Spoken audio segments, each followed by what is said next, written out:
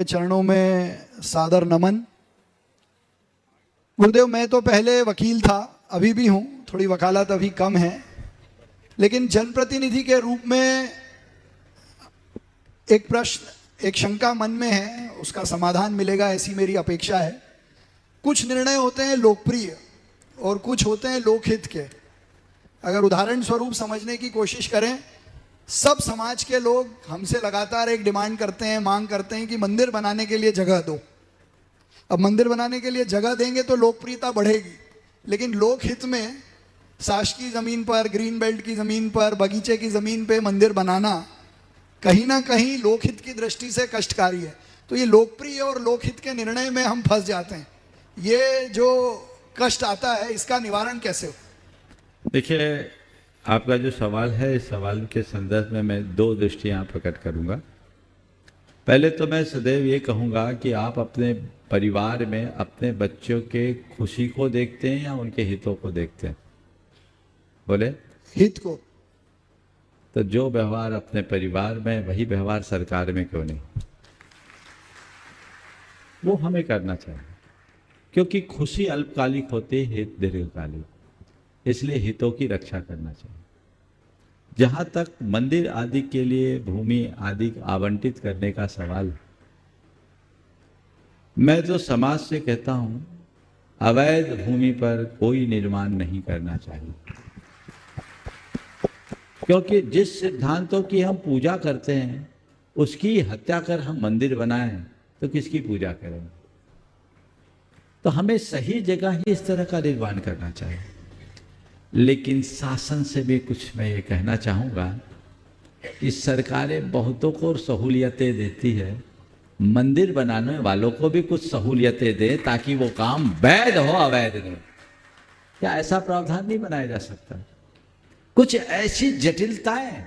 मैं एक स्थान पर था, एक मंदिर का शिलान्यास होना था, मुझे कोई जानकारी नहीं थी। मैं गया शिलान्यास के कार्यक्रम में, जब गया तो मालूम पड़ा इसका तो अभी कोई कागज ही नहीं है। मैंने कहा इसी की जगह में तुम लोग क्यों बना रहे हो, मुझे क्यों ले आए? तो वहां उस कार्यक्रम में एक, अब नाम नहीं लूंगा, अच्छा नहीं लगेगा, सरकार के प्रतिनिधि भी थे, थोड़ा संशोधित कर लेता हूं। उनकी तरफ बोला, महाराज हम इनकी अनुमति से कर रहे हैं। वो मंत्री थे, बोले ये कह रहे हैं। मैंने कहा महाराज हम हैं, करने दो। अरे क्या है? तो उन्होंने जो कहा वो मैं यहाँ कोट करना चाहता हूँ। उन्होंने कहा महाराज ये लोग जब मेरे पास आए तो हमने इनसे कहा कानूनी प्रक्रिया ऐसी कि हम तुम्हें दे नहीं सकते, तुम ले लो। ये दुविधा खत्म होनी चाहिए। वो मंत्री भी चाह रहे कि ये काम अच्छा होना चाहिए, इतने उनने साथ में जोड़ा, इतने झोपड़पट्टी और टपरे बनते रहते, हम उनको नहीं हटवा पाते। मंदिर बनेगा तो पूरे इलाके में शांति और सद्भावना होगी। हम चाहते हैं मंदिर बने और कुछ पुण्य का काम हो, और हम चाहते हैं जगह में अलॉटमेंट करवा दें, लेकिन हमारे हाथ बंधे, हम क्या करें? तो हम दे नहीं सकते, तुम ले लो। तो ये दुविधा है। क्या सरकारें धार्मिक भावनाओं को सुरक्षित रखने के लिए, सर्वधर्मों का सम्मान करते हुए कुछ ऐसा प्रावधान नहीं बना सकती?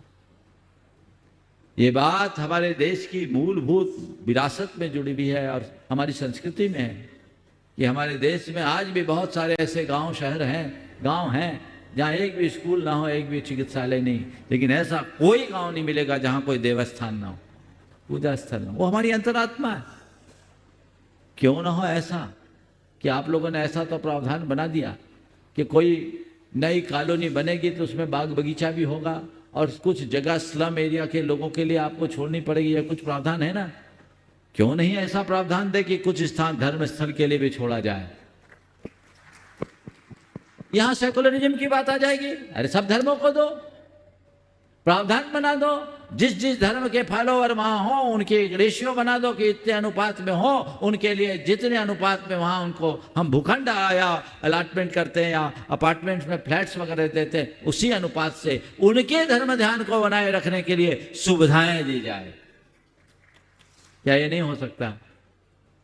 यदि ऐसा होगा तो मैं समझता हूं ये पूरे देश का बहुत बड़ा सौभाग्योदय होगा।